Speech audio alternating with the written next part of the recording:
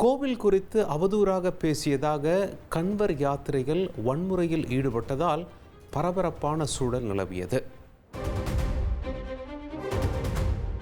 உத்தரப்பிரதேச மாநிலத்தில் காவல்துறையின் வாகனத்தை சூறையாடி தடுப்புகளை தீயிட்டு கொளுத்திய கன்வர் யாத்ரீகர்களால் பரபரப்பு நிலவியது.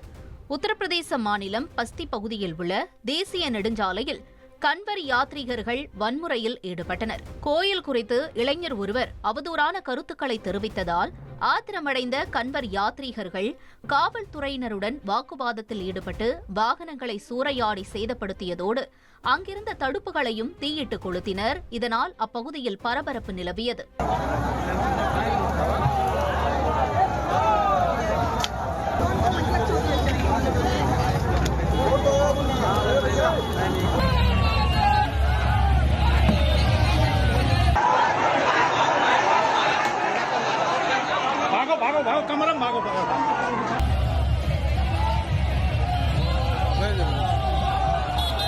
பெட்ரோல் நிரப்பி பணம் தராமல் நான் யார் தெரியுமா என தாக்குதலில் ஈடுபட்ட நபரால் பரபரப்பு சூழல் நிலவியது.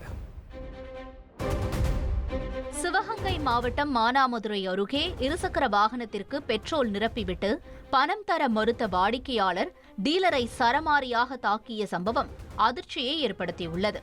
நான் யாருன்னு தெரியுமா என கூறி பெட்ரோல் பங்க் ஊழியர்கள் விற்பனையாளரையும் அந்த கும்பல் கடுமையாக தாக்கியுள்ளது.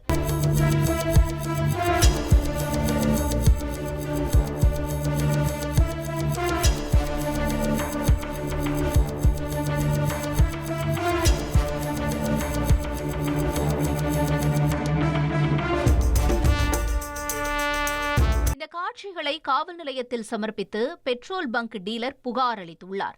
முறையாக விசாரணை செய்யாமல் இரு தரப்பினர் மீதும் போலீசார் வழக்கு பதிவு செய்திருப்பதாக குற்றச்சாட்டு எழுந்துள்ளது.